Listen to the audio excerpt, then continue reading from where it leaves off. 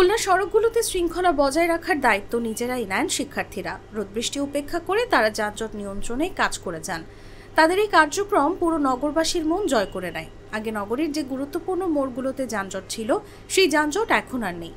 বৃহস্পতিবার নগরীর পিটিআই মোড়, রয়্যাল মোড়, সাতরাস্তা মোড়, পিকচার প্যালেস, ডাকবাংলো মোড়, গল্লামারি, নিরালা, ময়লাপোতা, শিববাড়ি সহ প্রায় সব গুরুত্বপূর্ণ মোড়ে ছাত্রছাত্রীদের দেখা যায়। তাদের এই কাজে সহযোগিতা করছেন নগরবাসী। সকাল থেকে ট্রাফিকের দায়িত্ব পালন করায় অনেকেই তাদের শুভেচ্ছা জানাচ্ছেন, আবার অনেকেই তাদের খাবার পানি দিয়ে সহযোগিতা করছেন।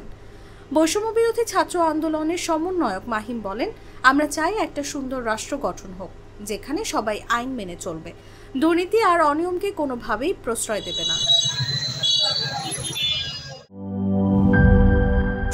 ভাই, ট্রেন 2 ঘন্টা 33 মিনিট লেট। 3 ঘন্টা 33 মিনিট। শোনেন, আপনি একটা ডিস্টার্ব। আরো 4 ঘন্টা 33 মিনিট শুনলেন? আরো 4 ঘন্টা, এটা কোনো কথা?